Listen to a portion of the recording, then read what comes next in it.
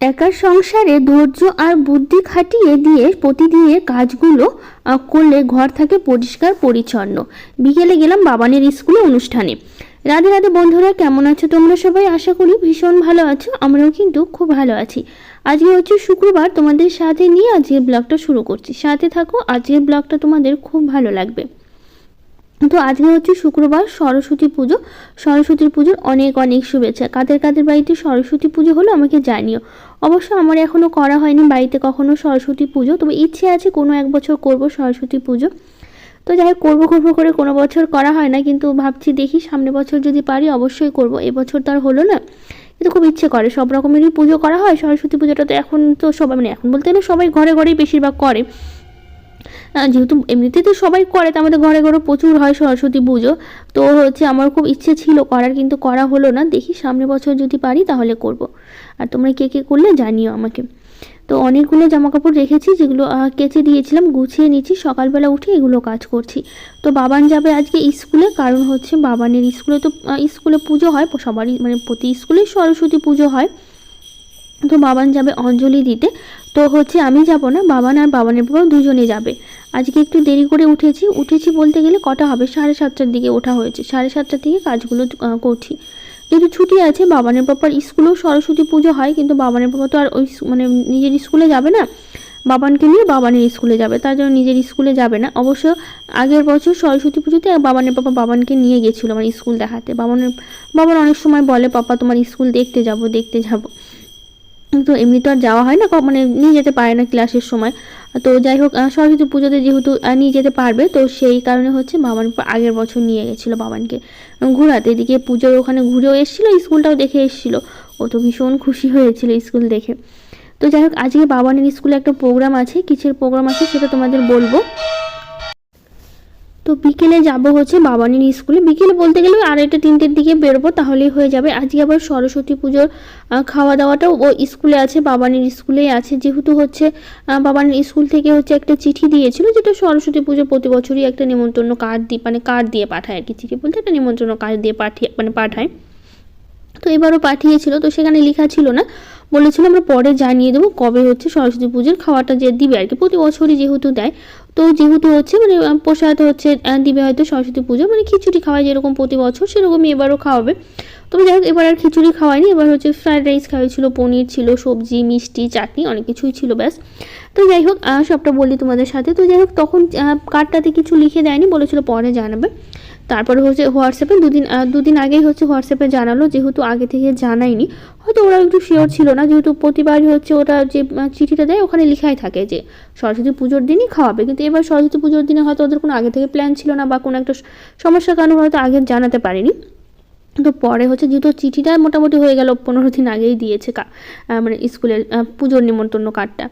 তো যাই হোক, এবার হচ্ছে তো 2-3 দিন আগে হচ্ছে হোয়াটসঅ্যাপে জানালো, যেটা বেশিরভাগ ওদের কিছু জানার থাকলে আমাদের হোয়াটসঅ্যাপে জানিয়ে দেয়।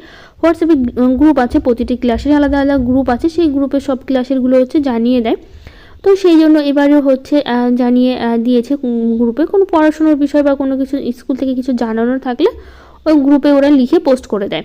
তো যাই হোক, সেটা যেহেতু সবার সাথে অ্যাড করা আছে, তো সবাই সেই জিনিসটা জানতে পারে। এখন তো হোয়াটসঅ্যাপ ছাড়া তো কেউ নেই, এখন তো সবাই ইউজ করে হোয়াটসঅ্যাপ, তো সেই কারণে সুবিধাটা হয়ে গেছে আর কি। কোনো কিছু জানানোর থাকলে স্কুল থেকে, অনেক সময় বাচ্চারাও আছে অনেক কিছু বলে না, ওদের বলতে গেলে হয়তো ভুলে যায়, ওরা বিষয়টা অতটা গুরুত্ব দেয় না, কিন্তু হোয়াটসঅ্যাপে হয়তো একটু সুবিধা হয়েছে। স্কুল থেকে অনেক কিছু জানতে পারি আমরা হোয়াটসঅ্যাপের মাধ্যমে, কখন কি হচ্ছে না হচ্ছে, কবে ছুটির ব্যাপার সব কিছু হোয়াটসঅ্যাপে দিয়ে দেয়। কী কারণে স্কুলটা ছুটি দিল, কী কারণে ছুটি হলো, সেটা কিন্তু হোয়াটসঅ্যাপে লেখা থাকে। তো যাই হোক, এইদিকে হচ্ছে এখন অনেক দিন বিছানার চাদরটা পাল্টায়নি, সেই তো কম্বলটা পাতা ছিল যেহেতু ঠান্ডার জন্য। আর এখন যেহেতু ঠান্ডাটা অনেকটা কমে গেছে, এখন আর কম্বল পাতার দরকার নেই, তার জন্য এখন আর কম্বল পাতবো না, শুধু বেড কাভারটা পাল্টে নিলাম। যেহেতু কম্বলের উপরে মানে বেড কাভারের উপরে কম্বলটা পাতা ছিল, সেই জন্য বেড কাভারটা অতটা নোংরা হয়নি, কিন্তু অনেক দিন ধরে পাতা ছিল। তো ভাবলাম একরকম রেখে ভালোও লাগছিল না, তো সেই কারণে হচ্ছে পাল্টে নিলাম। আর নতুন একটা, মানে নতুন বলতে গেলে পরিষ্কার একটা বেড কভার পেতে দিলাম। আর হচ্ছে এবার থেকে আর কম্বল পাতবো না। ঠান্ডা আমাদের এখানে অনেকটাই নেই, দুপুরবেলা করে তো বেশ ভালো রোদ ওঠে, মানে সকালবেলা করে একটু ঠান্ডা থাকে, বিকেলবেলা মানে ঘরের মধ্যে থাকি তো সেই জন্য একটু চাদর গায়ে দিয়েই থাকতে হয়, যেহেতু ঘরের মধ্যে তো বোঝা যায় না, কিন্তু বাইরে কিন্তু বেশ ভালো রোদ, মানে বাইরে থাকলে বেশিক্ষণ থাকাও যায় না রোদের মধ্যে। আর এখন তো ওই যেদিন যেদিন ছুটি থাকে বেশ সুন্দর রোদে আমরা কাটিয়ে দিই, বেশ ভালো লাগে।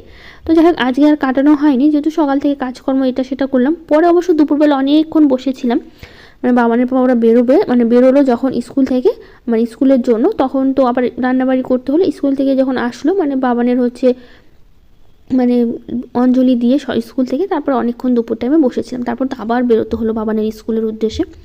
তো যাই হোক আজকে হচ্ছে আমাদের এখানে পুজোর নিমন্ত্রণ দুটো আছে। সরস্বতী পুজো বলে গেছে, আমার দুদিন আগেই আমাদের বাড়িতে এসে বলে গেছে 2 জায়গায় সরস্বতী পুজো হবে।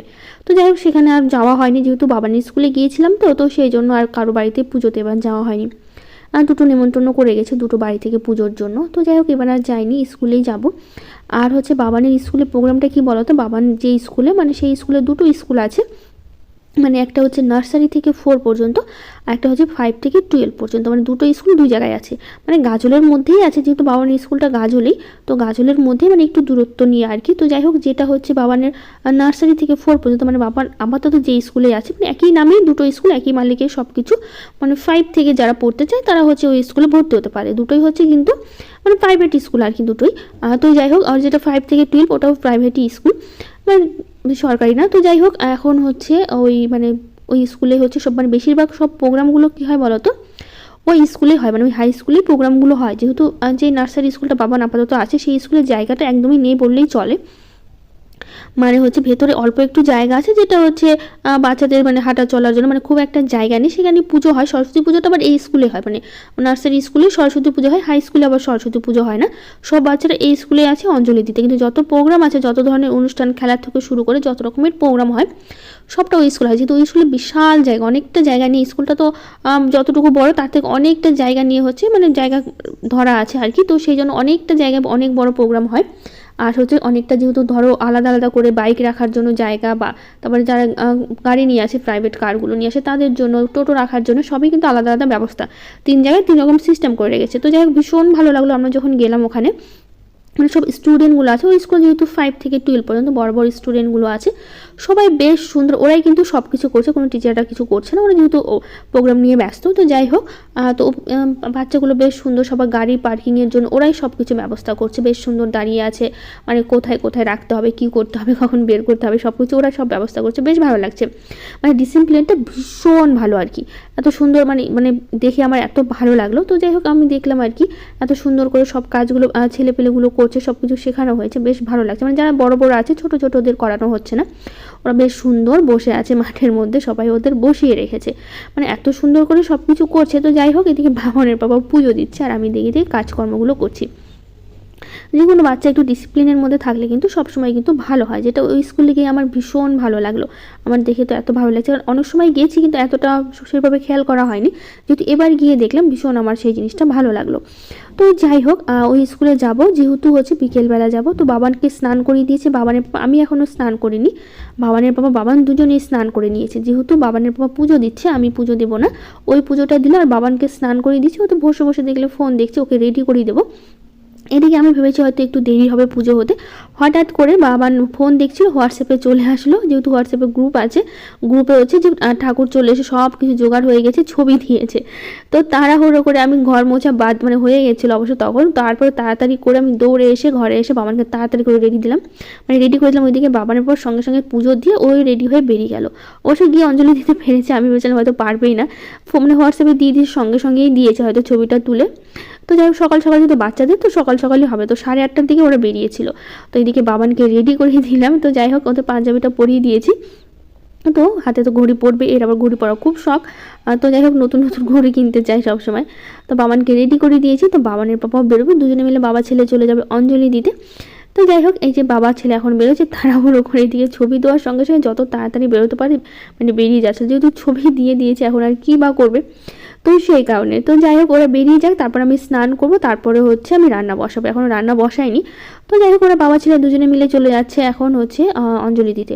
তো বাবানের পাপাই আমি এখনও যাইনি অবশ্য সরস্বতী পূজা ওদের স্কুলে, আগের বারও বাবানের পাপাই ওকে নিয়ে গেছিলো, আমারও যাওয়া হয়ে ওঠেনি, এবারও যাওয়া হয়ে উঠলো না। কিন্তু যাই হোক ওরা চলে যাক, এদিকে আমার কাজ সব হয়ে গেছে। আমি স্নান করবো, কয়েকটা কাপড় কাচবো, তারপরে হচ্ছে রান্না বসাবো। তো চলে আসলাম ছাদে, কাপড় নিয়েও শ্যাম্পুটাও করে নিয়েছি। তো যাই হোক এই বাবানের জুতা পড়ে গেছে নিচে, জুতা রাখতে যাচ্ছিলাম হেলান দিয়ে, তো হলো না। তো যাই হোক এবার শুয়ে রাখলাম, যে রোদ উঠেছে অবশ্য শুকিয়ে যাবে।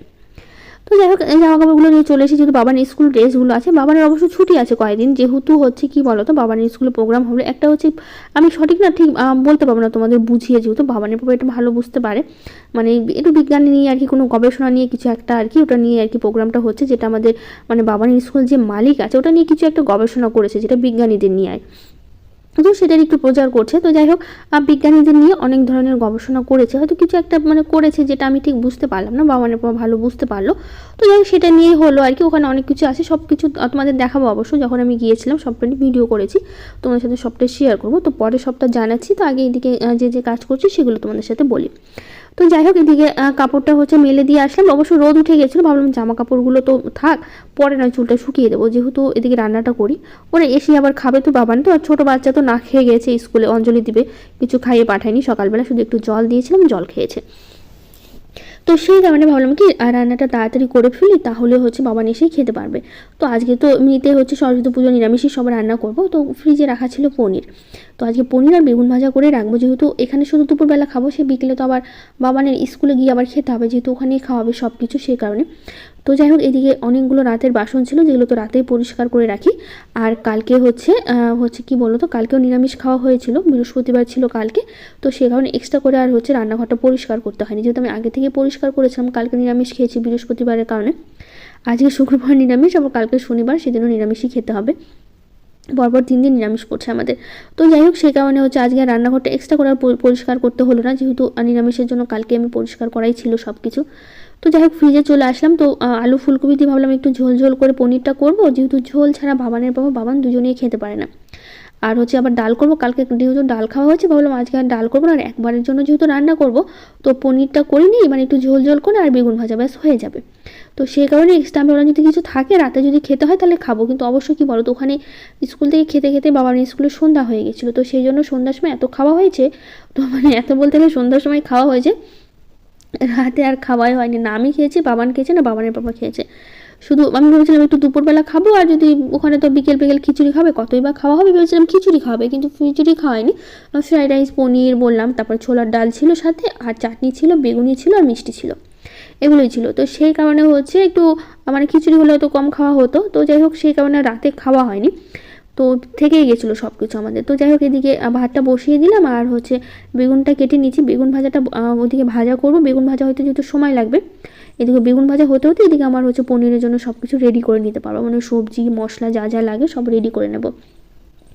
আর পনিরটা আমি কিন্তু আগে থেকে করে রেখেছিলাম, মানে অনেক দিন বলতে 3-4 দিন হলো, যেটা আমি পনির দুধ ছিল বেশি, তো পনির করে রেখে দিয়েছিলাম ফ্রিজে, তো রান্না করবো আর করা হয়নি, তো সেই কারণে ভাবলাম আজকে একটু বের করে রান্না করে নিই। তো এই দিকে হচ্ছে আমি বেগুনে হচ্ছে লবণ হলুদটা মাখিয়ে নিয়েছি, বেগুনটা সঙ্গে সঙ্গে আজকে ভেজে নেব, কারণ দেরি হয়ে যাচ্ছে। তো এদিকে বেগুন ভাজা হতে হতে আবার সব কিছু হয়ে যাবে, কাটা বাছা সব কিছু, নইলে আবার বেগুন ভাজা পরে ভাজতে হলে তখন আবার চুপচাপ, এখন মানে কাটতে কাটতে অনেকটা দেরি হয়ে যাবে, সময়টা আমার নষ্ট হবে, অনেক সময় নষ্ট করে কী করবো, এদিকে বেগুন ভাজা করতে থাকি তাহলে হয়ে যাবে। অনেক সময় মানে বেশিরভাগ সময় আমি আগে থেকে লবণ হলুদ মেখে রাখি, তাহলে বেগুন ভাজার সময় তেলটা একটু কম লাগে, আর বেগুন ভাজাতে তো তেলটা প্রচুর লাগে, মানে অনেক সময় তেলটা টেনে নেয়, প্রচুর টেনে নেয় মানে বেগুন ভাজাতে, আজকে যেমন টেনে নিয়েছে অনেকটা। তো যাই হোক কিছু দিদিভাইদের কমেন্ট পড়িনি। সুলতানা দিদিভাই বলেছে, ঠিক বলেছে আপু, আমারও খুব তাড়াতাড়ি একটা নিজের সংসার হবে। আপু কেমন আছো? জন্মদিনের অনেক অনেক শুভেচ্ছা তোমাকে, অনেক আজকে কিন্তু ফার্স্ট কমেন্ট করলাম, থ্যাংক ইউ দিদিভাই, তোমাকে অনেক ভালোবাসা, তোমার নতুন সংসারের জন্য অনেক অনেক শুভেচ্ছা, মন থেকে অনেক ভালোবাসা, অনেক অনেক ভালোবাসা তোমাকে, সুন্দর একটা সংসার হোক, সুন্দরভাবে সংসারটা করো তুমি। তো যাই হোক দিদিভাই আমি ভালো আছি, তুমি কেমন আছো জানিও, আর তোমার ছেলে এখন কেমন আছে জানিও, তুমি বলেছিলে যে তোমার ছেলের জ্বর সর্দি হয়েছে স্কুলে যাওয়ার কারণে, তো এখন বাবু কেমন আছে জানিও, কিন্তু আমার জ্বর সর্দি ঠিক হলো কিনা। তো যাই হোক রূপালীনাথ দিদিভাই বলেছে, ভালো নেই গো সিস, কতদিন পর দেখছি ভিডিও, ভালো লাগলো, ভালো থেকো, সুস্থ থেকো, আজকে তো সরস্বতী পুজো, হ্যাঁ আজকে সরস্বতী পুজো, আর তোমার কি হয়েছে অবশ্যই কিন্তু আমাকে জানিও। তো যাই হোক দেখো পনিরটা ফ্রিজে থেকে থেকে একদমই শক্ত হয়ে গেছে, অবশ্য আমি সকালবেলা বের করে রেখেছিলাম, নইলে না ফ্রিজে থেকে একদমই শক্ত হয়ে গেছিলো, যেহেতু ঠান্ডার সময় তো এখন ফ্রিজে জিনিস রাখলে মনে হচ্ছে একদম বরফ হয়ে যাচ্ছে আরও তাড়াতাড়ি। তো যাই হোক এদিকে পনিরগুলো কেটে নিচ্ছি, পনিরটা বেশ সুন্দর হয়েছে, আমি যেহেতু বাড়িতেই সবসময় পনির করি, বাড়িতে আমার দুধ থাকে, মানে ঘোষের থেকে নেওয়া হয়, যেহেতু প্রতিদিনই দুধ নেওয়া হয়, তো সেই কারণে না ওই দুধ সবসময় থাকে ঘরে, তো সেই কারণে হচ্ছে দুধ দিয়ে কিন্তু আমি মানে বাড়িতেই আমি পনিরটা করে নিই, আমাদের এক্সট্রা করে এখন আর পনির কিনতে হয় না, আমরা সবসময় বাড়িতেই দুধ দিয়ে আমি নিজে নিজে করে ফেলি। তো যাই হোক বেগুনগুলো ভেজে তুলে নিলাম, আর কয়েকটা আছে সে কটা হচ্ছে ভেজে তুলে নেব। আর ওইদিকে তো ভাত হতে এখনও হয়নি, যেহেতু সময় লাগবে, অনেকটা চিপে চিপেও তেল বের করছে, বেশ অনেকটাই তেল লাগছে। বেগুন ভাজা খেতে কিন্তু আমার ভীষণ পছন্দ, সত্যি কথা বলতে, তো সেই জন্য বাবারের বাবা তো প্রচণ্ড রেগে যায় বেগুন ভাজা করলে, কারণ তেলটা বেশি লাগে, ও আবার ভাজা জিনিস তেলের জিনিস খেতে একদম পছন্দ করে না, প্রচণ্ড রেগে যায়, তেল বেশি করে রান্না করলো, তেল বেশি দিল কেন তরকারিতে, মানে বেশি ভাজা টাজা করলে বাবারের বাবা একদম পছন্দ করে না এই সব বিষয়। তো যাই হোক চেষ্টা করি অল্প তেলে রান্না করার জন্য, তারপরেও যাই না কেন মানে বেশি হয়েই যায়। তো যাই হোক এইদিকে হচ্ছে আমি পনিরটা খুব ভালো করে ভেজে নিয়েছি, ভেজে হচ্ছে তুলে রাখবো। আর এদিকে সবজি কাটা আমার হয়ে গেছে, পনির যেহেতু আলু ফুলকপি দিয়ে করব, সেই কারণে আলু ফুলকপিটা কিন্তু আমি খুব ভালো করে কেটে ধুয়ে নিয়েছি। তো যাই হোক এদিকে আলু ফুলকপিটা দিয়ে দিলাম, দিয়ে ভালো করে হচ্ছে ভাজা ভাজা করব।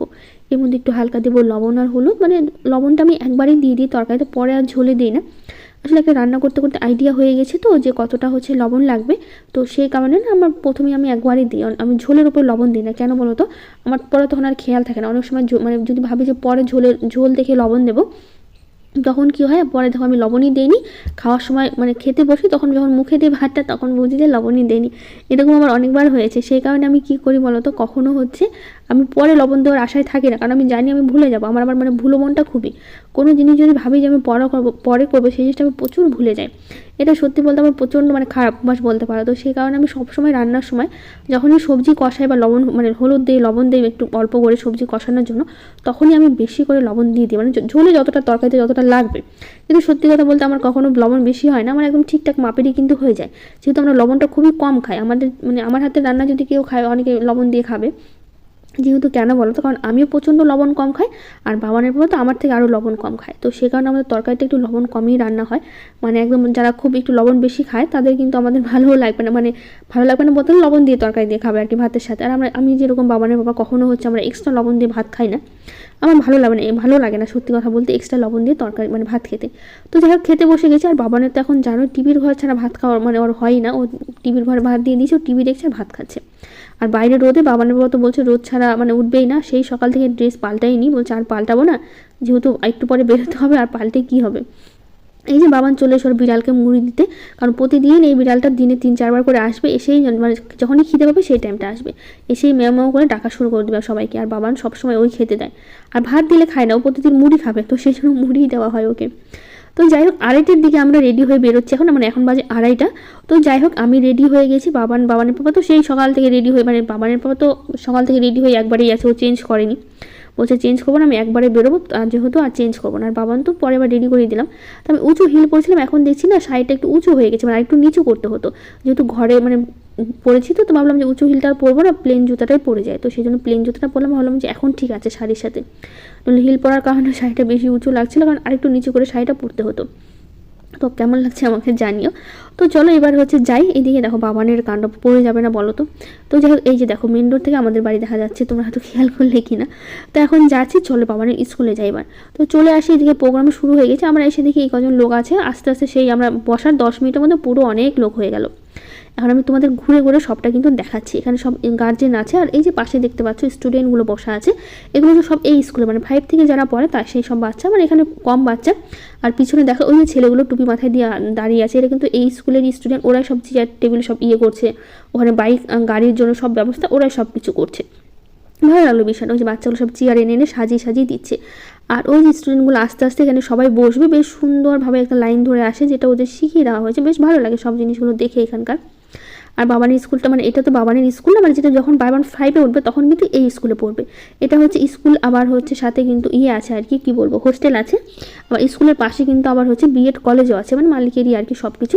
আমাদের হয়তো দূরে বসে তো স্টেজে যে বসে মানে দেখো সাদা একটা ড্রেস পরে হাঁটছে, মানে সাদা শার্ট পরে, ওটা হচ্ছে মালিক আর কি। তো এখানে কি হচ্ছে বলো তো, মালিক আবার নিজে একটা বই মানে লিখেছে, মানে ছড়া আর কি, হিন্দি আর ইংলিশ আর বাংলা একটা ছড়া লিখেছে, মানে দুটো ভাষারই আছে। তো সেই ছড়ারই হচ্ছে বই হচ্ছে উনি নিজে লিখেছে, সেটাই ওখানে বাচ্চাদের মানে স্কুলের বাচ্চাদের সব কিছু দেখাচ্ছে। যেহেতু ছোট বাচ্চাদের ছড়া, সেই জন্য ছোট বাচ্চাদের দিয়ে শুরু করলো। তো যাই হোক, এখানে আছে যেখানে হচ্ছে স্টুডেন্টগুলো আছে, আমরা যদি কিছু জানতে চাই তো সেই সম্পর্কে ওনারা মানে ওরা বলে দিবে আমাদের। আমরা যদি কিছু জিজ্ঞেস করি, সেই জন্য দাঁড়িয়ে আছে এখানে সাইড দিয়ে সব স্টুডেন্টগুলো এই স্কুলেরই। তো যাই হোক, আমরা সেটা ঘুরে ঘুরে দেখছিলাম আর কি। আর কারো যদি জানার ইচ্ছে থাকে তো ওদেরকে জিজ্ঞেস করলে ওরা বলে দিবে।